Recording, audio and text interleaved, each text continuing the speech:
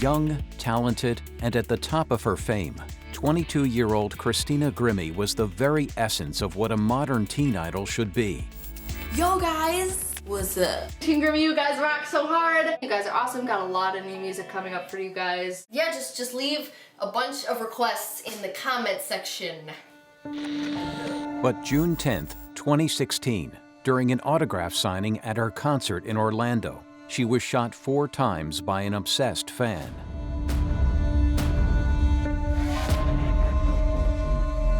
So just who was Christina? And what had led her to fame, and ultimately to this awful tragedy?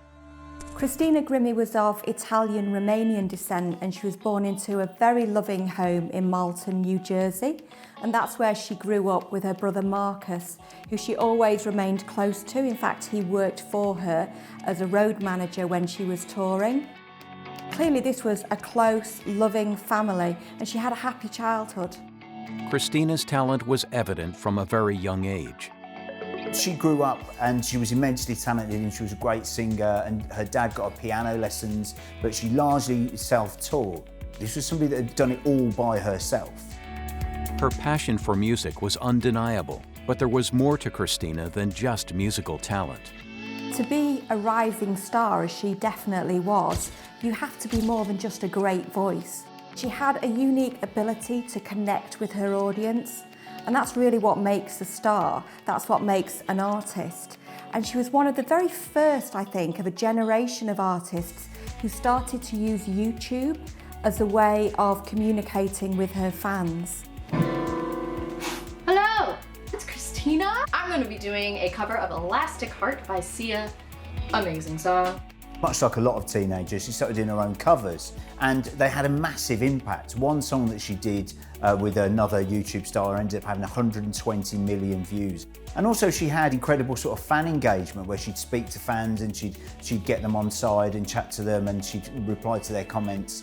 And she became very, very successful on YouTube. She had 3.5 million subscribers. And this is all contained from her own room. You shout it loud, but I can't hear a word you say. I'm talking loud, not saying much. And she got really big quite quickly online, and it was all through her own sort of hard work, and it was her own ingenuity. Friday, new video, all the time. Great. Love you guys, bye! She was doing everything right, I suppose, on the path to fame and getting her own music out and having success. Couldn't lie, couldn't lie, couldn't lie. Everything that kills me makes me feel alive. I've been losing She gained huge popularity via her YouTube videos, and she was just generally seen as a talented, warm and vivacious woman who had everything going for her. We'll be counting stars. But it was when Grimmie auditioned for The Voice that she really shot to national fame. Christina auditioned for the 2014 issue of The Voice in America, and she walked on stage and sang Wrecking Ball by Miley Cyrus.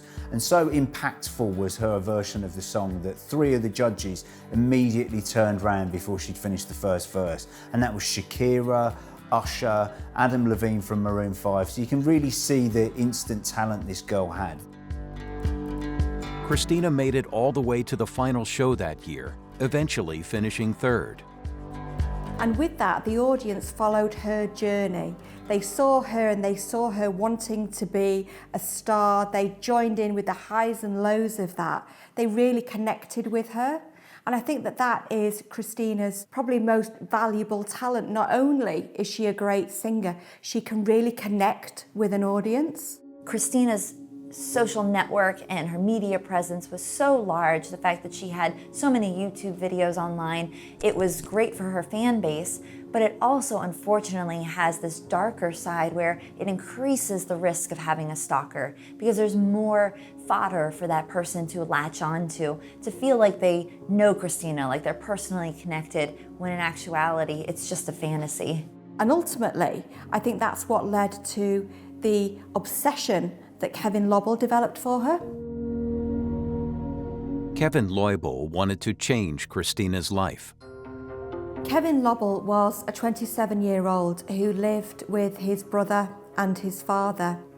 And what we know about him is actually very little, and that in itself is very telling.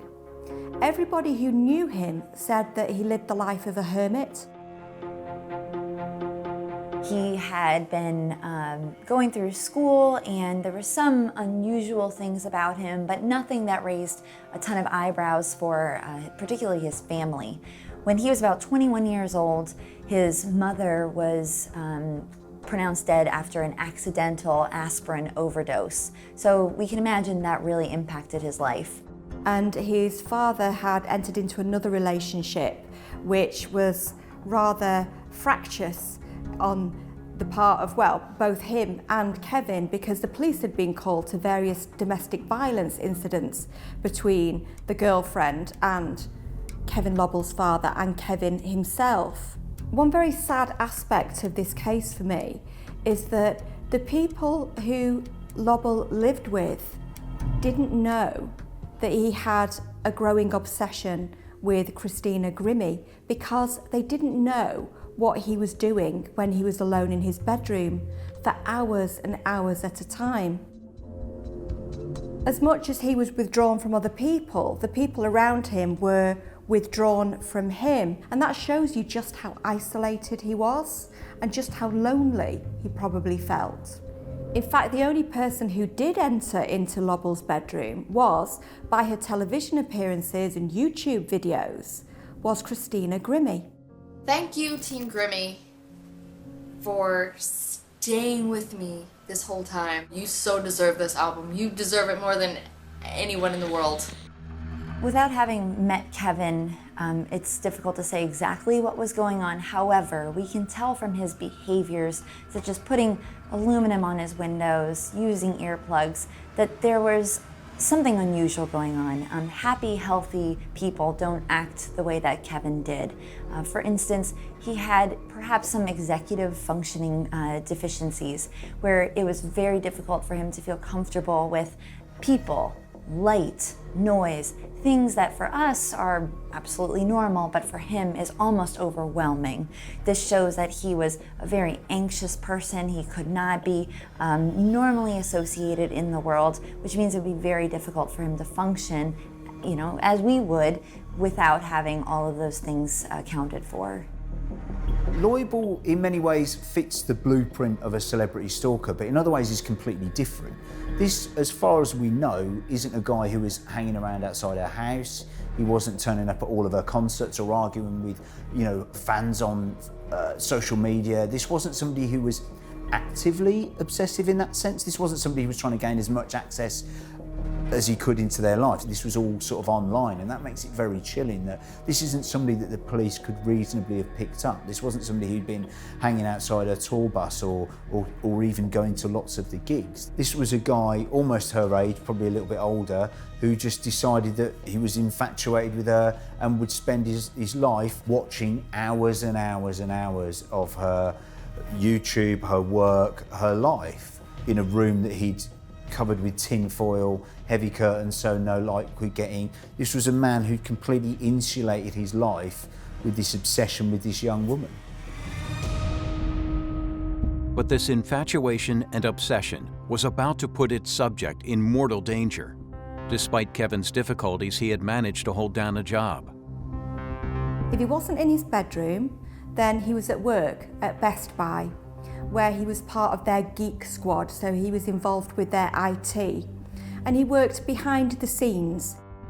Even his manager noticed that there were some peculiarities about Kevin.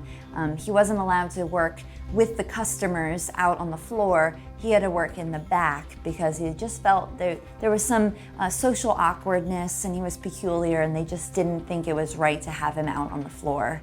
He's described as only having one friend at work. He had acquaintances that knew of him, but nobody really connected with him. He didn't have deep friendships. He didn't have even deep and meaningful family relationships that I can say. Even during his working hours, there was only one thing on his mind: Lobber was spending all of his waking hours when he was at work sometimes, and certainly when he was at home in his bedroom, looking at video footage of Christina Grimmie. He was also obsessively checking out her social media accounts. So he was following her, not in the traditional sense of following her down the street, but following her actions and her movements, what she had to say, what she was doing. She was on his mind 24/7. And he developed not quite a delusional belief of her being in love with him. I think he knew very, very keenly that she was out of his league. But a sense of being connected to her and a sense of destiny, that they should be together, they were soulmates. She was the only person in the world who could possibly understand him and have a relationship with him, connect with him on a deep level. Oblivious to Kevin Loibel's obsession, Christina Grimmie's career was going from strength to strength. The Voice finished, and she finished third, and then like all sort of talent show performers, reality stars, you've got to make the most of your success while it's there. And she was very sort of active, performing lots and lots of gigs, whether they were larger gigs or smaller gigs. And she'd already been touring as a support act with Selena Gomez, who she'd known from a previous talent contest. She then got invited to do a song with Paul McCartney and John Bon Jovi. That was very successful. She had her own songs that she put out. She was invited to do a movie role. And really, everything was going great for her. I mean, she was incredibly marketable. She was young, attractive, very, very talented. But she was also really like quite a wholesome outlook. This wasn't somebody that was controversial. Her routines weren't raunchy. She made great play of her religious background and her faith in God. And she definitely wasn't one of these sort of young stars that sort of jump on the tour bus the moment the gig's finished, you know, wave, do an encore and leave. This was somebody that nurtured a fan base from an early age, from her own teens, and had then sort of realised the importance of that moving forward, even when she'd done The Voice. Thank you guys, everyone, for supporting. Gosh, I love you so much. Thank you. Find me on Facebook, find me on Twitter, and obviously here. When you see somebody singing and they're singing from their bedroom, and maybe you're in your bedroom as well, maybe you're of a similar kind of age, it feels very intimate. It feels as if you're really seeing into that person's life. And if the music moves you as well, you feel like you're almost seeing into their soul. This creates a false sense of intimacy. And I think that Christina nurtured not a false sense of connection with her audience, but she certainly nurtured relationships with her audience. She did meets and greets. She was seen as accessible, one of us. And that made her relatable, it made her likeable, it made her approachable. And of course that is going to be hugely attractive to anybody, and very attractive maybe to somebody who doesn't have connections. Kevin Loibel was lonely and isolated. As time went by, his obsession was becoming more intense. He was becoming more and more infatuated and obsessed with Christina Grimmie. In his mind, he thought that there was a real way that she would fall in love with him if he looked the way she would want him to. So he took extreme measures to make sure that would happen. He knew that she wouldn't be interested in him. And that's actually a really sad aspect of this. And he set about trying to make himself more attractive to her. So he had surgery on his eyes so that he no longer needed to wear glasses. He had a hair transplant. He had his teeth whitened. He turned vegan because she was very concerned with animal welfare and lost a huge amount of weight. He was trying to make himself a more attractive package, clearly with an end goal of, I will then approach her and she will see that we are destined to be together and that she will be as attracted to me as I am attracted to her. These are all significant things that he was doing because he wanted to do it for Christina Grimmie. And he was an atheist before, but then he found out Christina was into Christianity, and he then became interested in Christianity. She was very devout and religious and believed strongly in God, and he watched that in her and thought, well, there must be a God because God created Christina and she was so beautiful and godlike that if there is a God, he was now willing to believe in God because God had created Christina. He tried to become what he imagined in his own way to be her perfect future partner. He's now sort of, in a sense, social engineering things, her likes and her wants and desires, and mirroring those things, but doing a lot of research, reading and consuming everything about her.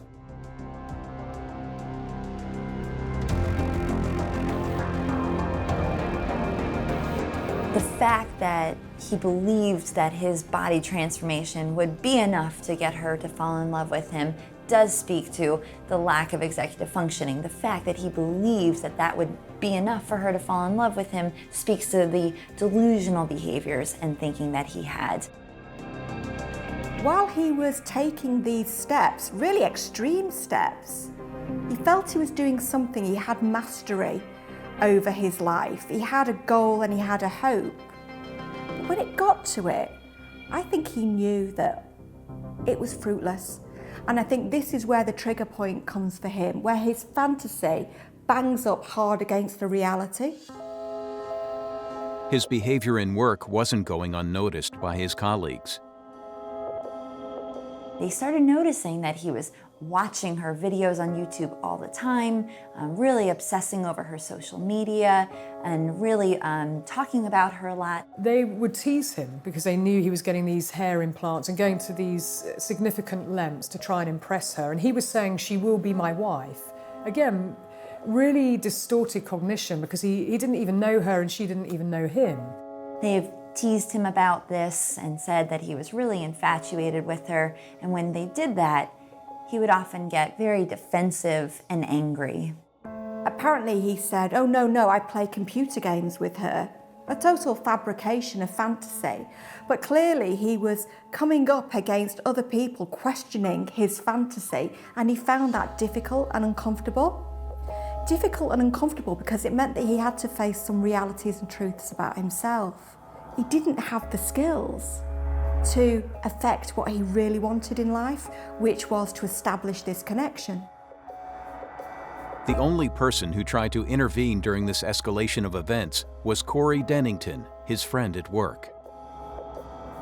Corey Dennington was Kevin's one and only friend, and he knew everything about Kevin's obsession with Christina from the very beginning. During this time, Corey Dennington became very nervous about Kevin's behavior and actually reported it to his manager at Best Buy and said, "I think this is impacting our relationship, and I think that Kevin's behavior could be problematic in the future." But Kevin's behavior wasn't deemed to be a cause for concern. Guys in the office were a bit uncomfortable with his Christina Grimmie obsession, but he wasn't violent. He hadn't previously been violent. He'd been involved in a domestic argument, but this wasn't a guy that was, feared in his local area. He was probably somebody that you didn't mix with, but it wasn't somebody that you'd be scared of. When Corey Dennington's plea for help was ignored, and Kevin seemed to become more and more engrossed in Christina Grimmie's life, Corey tried to talk to Kevin himself. Corey Dennington became really concerned with Kevin's behavior, particularly when this infatuation became almost an obsession. It was what he talked about all the time, and he said that Christina Grimmie was his soulmate. And even though Corey was looking out for Kevin, trying to tell him this was not going to happen, this is not realistic, he was going to too far extremes to try to get Christina, it was beyond what Kevin was willing to hear. His delusions were too strong, too overpowering, and despite Corey really looking out for him and trying to help him, Kevin got very upset, angry, and would ultimately retract whenever someone tried to tell him that this was just a delusion. At that point, when somebody's talking in those terms about someone that they don't even know, again, you've got to ask questions about that. It's one thing to be a fan, and fixation is normal to some degree. We all have bands that we love, or singers, or sports that we enjoy, or sports personalities, but it's at what point it becomes pathological. And so pathological extensions in this case are things like, he becomes a recluse in his online gaming, almost to the detriment of everything else. So he's not interacting in the real world. And the level of entitlement and the disproportionate behaviour that he's displaying, i.e. Getting hair implants and teeth whitening and eye surgery and losing so much weight, these are all very significant things that he's doing, and he's committing time and he's committing resources to this and changing from being atheist to Christianity. You know, why weren't people asking questions about this behaviour? Kevin's life was spiraling out of control. His infatuation had long passed the point of obsession. But the darker side of this one-sided relationship was emerging. There's always a trigger point. So what changed for Lobel that he became not just an intimacy-seeking stalker, which is how I would describe him, albeit in a rather strange and idiosyncratic way, but he became a predatory stalker. So a stalker with the intent of killing his victim. He did appear to be very angry whenever there was images of Christina published with her arms around her producer. Even sort of inane sort of footage of her with male co-stars, celebrities, people that would naturally be in her orbit, and he would freak out when he saw images of her with any other man. Also, his work colleagues were teasing him, saying that, you know, she has a boyfriend, and kept teasing him about that. Now, was that playing over and over in his head? There are always trigger factors, and I would expect that to be present, you know, these kinds of trigger factors, risk factors, that to the outside world may be seen as nothing, but actually to the obsessed, fixated individual, just the fact that she is dating someone else, in his mind, that would be a very serious transgression, and he would be very resentful and angry about that. I believe the trigger for Kevin was seeing the picture on TMZ of Christina with her producer. At that point, this delusion that he had that he was going to end up with Christina, you know, happily ever after, came crashing down. Even though his friend told him this is going to happen, people at work would make fun of him, in his world, he was still seeing this as a possibility. But having the reality hit him like a ton of bricks, seeing Christina with this producer looking a little too friendly for Kevin's liking, just ended it for him. It was this event that finally pushed Kevin over the edge. At that point, he realized that if he couldn't have Christina, then nobody could. What Kevin did next could leave no one in doubt later about his intentions. He applied to buy guns. He was able to buy 2 Glocks. He bought one and then waited 5 days to collect it. He eventually collected it 11 days before the subsequent murder. And then in that time, that wasn't enough for him. He went out and purchased another Glock, again completely legally, collected it, and then set about this journey where he would go to Orlando and attack this woman. And he'd clearly pre-bought the ticket, so he had an intention to go there, and he also had an intention to take weapons there. 2 guns and 1 hunting knife. Now that's a significant amount of weapons that this 27-year-old took with him. So what's clear to me is that he went to that concert with murder in mind. Lobel left his house on June 10, 2016, and made his way to Orlando by taxi. Lobel took the taxi journey, which was an hour and a half from his home to Orlando, and he checked himself into a very expensive hotel, but he didn't take anything with him. He went with a very specific focus and intent.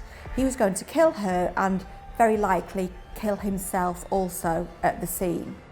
But how had things come to this without being noticed by his family or friends? There are always warning signs, and it's very easy to spot them in hindsight. Right before Kevin left for Orlando, in his last shift at work with Corey at Best Buy, he said things that Corey later on thought were, very grim, depressing, things like telling him he was his best friend and goodbye, and he would see him again in the afterlife, and things that Corey just felt were unusual, but he didn't take too heavily because he could never imagine in a million years what Kevin was about to do. Lobel had told the friend that he was feeling tired and he was ready to ascend. That's a very strange use of words, but what he's saying is, I'm tired. So my mood is low and I am ready to die. If somebody says that they are ready to die, that will usually invite a response of, hey, come on now, tell me what's wrong, let's talk about this, tell me how you're feeling, what has led to this. But it didn't in this case. It just seemed to pass by, noticed, but not actioned. I just think it's very sad that nobody reached out to him in that moment. With no intervention to prevent what would happen next, Kevin carried on with his deadly plan. When Kevin arrived at that hotel at the Marriott after having traveled from St. Petersburg, Florida to Orlando, you can imagine he knew what he was going to do. He had been planning this for weeks. There would be a mix of anxiety and excitement, anxiety over knowing that he would have to murder Christina, but also excitement. He didn't see this as a negative thing. He saw it as saving her, letting her be reunited with God versus this horrible person, which could, in his mind, have represented the devil. It's akin to what we see with family annihilators. Sometimes when people are getting divorced or separating, a husband or wife will feel like, if I can't have that family, then nobody can. And they act out in such an extreme and delusional, detached from reality way by killing their whole family. And you can see that almost in the same way here. He would rather have her dead than imagine her with anybody else. So he wanted to make sure that she was dead. Multiple guns, multiple magazines, just to make sure that he had enough to ensure the kill occurred when he went to see her in Orlando. Leubel made his way to the Plaza Live, where Christina Grimmie was getting ready to go on stage. The fact that he manages to get to this concert that looked very intimate, and not just walk into the concert, but actually have 2 firearms on him and the hunting knife, you would think that there would be some security checks to be able to get into the room, but perhaps there wasn't. And what was obvious from looking at some of the footage from the concert is that he really stood out, because he was much older in proportion to the younger crowd that were there to see Christina Grimmie, and the fact he was very much stood on his own, to me, just looking at the picture, stood him out immediately. We know from video footage that Leubel stayed at the back of the crowd and watched the concert with Christina, which blows my mind, because here he is watching this woman who he says that he loves, is his soulmate. He's watching her perform and interact with the audience, knowing what he has in store for her.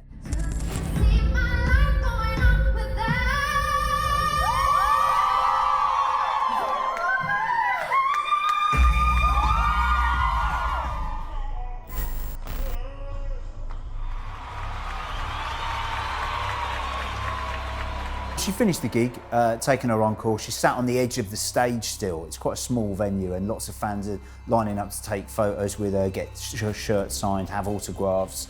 And she's doing the engagement that she'd normally do with her fans. It's been very successful for her so far, and I dare say that she loved doing. Kevin Leubel is stood there in the queue, patiently waiting his turn. And that again is a very interesting point, that he doesn't choose just to discharge the weapon inadvertently at any point. He wants her full attention. He wants her to see him, and see him for the first time. In his mind, there is a connection between the two of them. So he calmly waited for his turn to talk to Christina, but actually he was never going to talk. There was no interaction. This was his big opportunity to say, I love you, I want to be with you, what do you say? But he didn't take it. Why not? He'd gone to such extreme measures to change his appearance. He'd spent money and time. You know, it's painful having a hair transplant. Why didn't he do that? It's because he knew that it would be fruitless. And this is when a stalker moves into the territory of thinking, well, if I can't have her in life, then maybe we can be connected in death. And in killing that person, they feel that they are creating a special kind of bond, perverse as that sounds. And in killing himself as well, they can be together in the next life, because he knew that they were never going to be together in this life. As Kevin moved closer and closer to his victim, nobody in the area suspected anything unusual and had no idea what was about to happen. This isn't a high-risk concert. The genre is a pretty safe genre. It's sort of teenage pop. It's a YouTube and talent show star performing, you know, famous covers, and it's all been sort of very family safe and nice. Christina's brother Marcus was stood to the side of her as she was meeting with her fans after the concert. So he was there as a protective brother, and he was doing his job and doing his job very effectively. But who could have foreseen what would have happened and whether it would have happened in that moment? It literally, you know, it happened in such a short space of time. Kevin stepped closer and closer to the top of the queue until he was eventually in front of Christina. He waited until he was face to face, looking at Christina, and she was looking at him. And part of this story which shows the warmth of her character and the determination of his character, she held out her arms to hug him. This was the warmth that she greeted her fans with. And as she was stood there with her arms outstretched towards him, he shot her.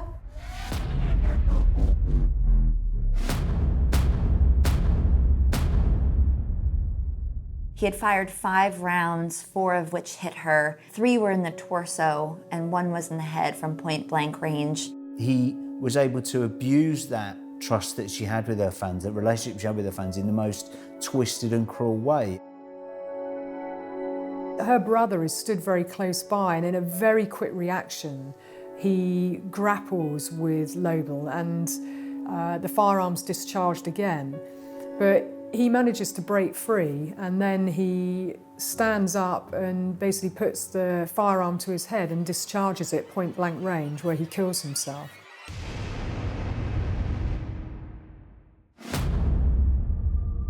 When you're in any kind of a scenario like that, time slows down. So even though he shot her multiple times, he might not have felt that it happened so quickly. It might have felt like it lasted a much longer time, which really explains why he immediately took the gun to himself and decided to kill himself. He didn't seem like he had any interest in killing anybody else at that location, not any of the other visitors, none of the people that are fans or autographs, or her brother, who was also there. It seemed like it was more of a one-on-one between Kevin and Christina, and he had decided immediately after shooting her he was going to kill himself. There again, you can see there's a very clear intention that he had in mind, that he wanted Christina Grimmie to see him. He wanted time together, in a sense, in his mind, as distorted as that is. And no doubt he felt they would be reunited together in heaven because they were soulmates, in his mind.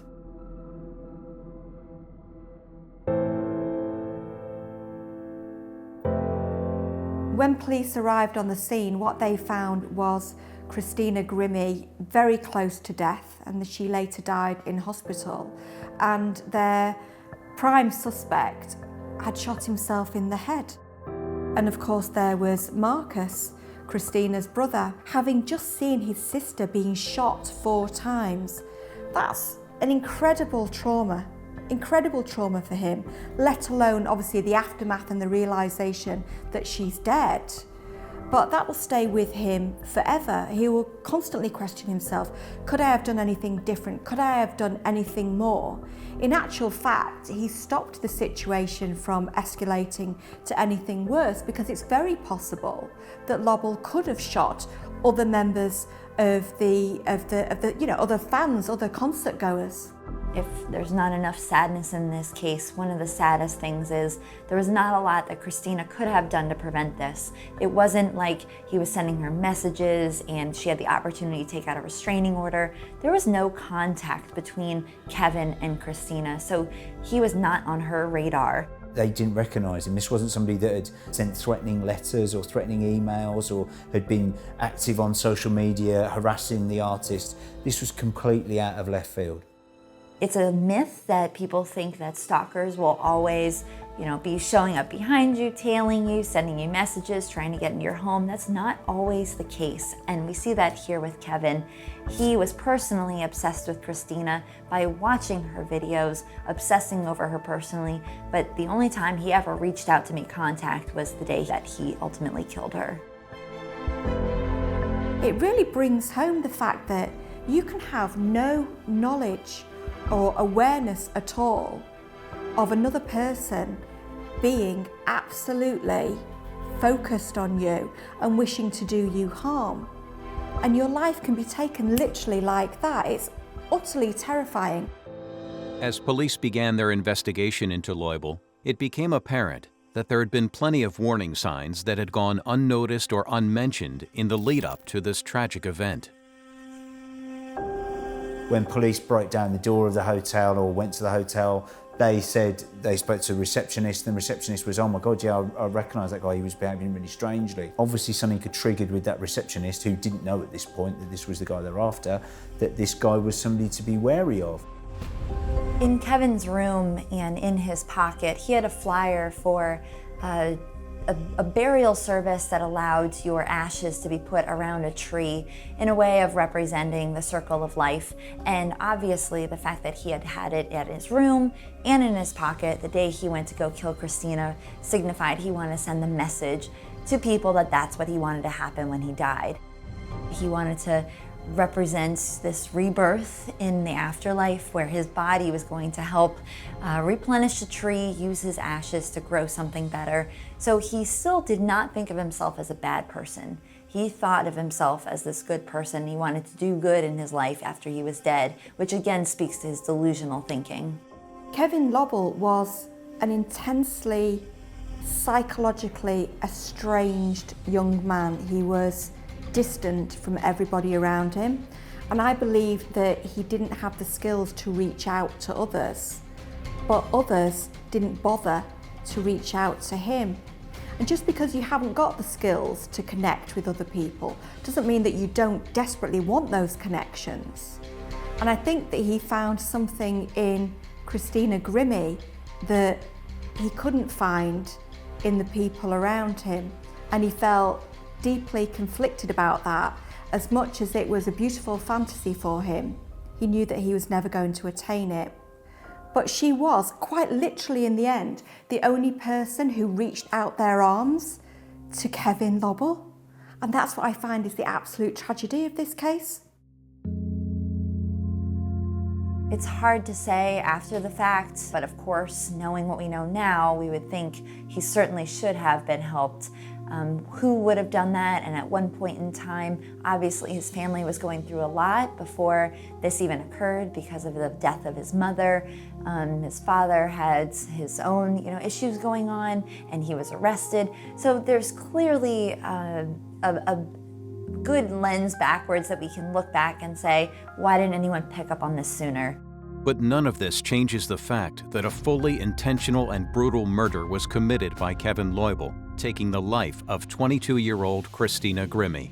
Kevin, who showed certainly several psychopathologies that indicated he wasn't totally happy and healthy, was also within his mind enough to premeditate a murder so well, carry it out, and ensure that there was no evidence left behind because he destroyed his hard drive at home, encrypted his cell phones. He went above and beyond to really commit a perfect murder and ensure that there was no evidence indicating all the things he had done to lead up to it.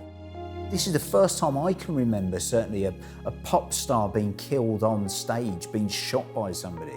Or having that moment where we level all these accusations about celebrities of, you hide behind the velvet rope and you don't speak to your fans. This was a singer who'd gone out of her way to be speaking to the fans, and that had been used so cruelly against her. And I know a lot of pop stars up their security, maybe they reduced their fan interaction, maybe thought about how much public access they had. And it was such a terrible murder, not only because this girl had such a wholesome, never done anything bad to anybody, she was very religious, incredibly talented at the start of her life at 22 years old, but it was so public. This was on a stage where loads of kids were sort of watching and enjoying time with their idol. This was a stage where she'd performed and then hung out afterwards so she could meet her fans, sign autographs, etc. This was her giving up so much of herself, and in the end it cost her her life. My hope is found. He gives my light, my strength, my song. This cornerstone, this solid ground.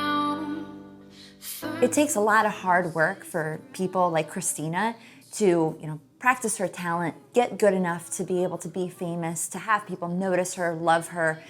But with one horrible act, Kevin is now in eternity, in the books, on Wikipedia. People know of him, and it's because he did one easy but horrible thing. Till he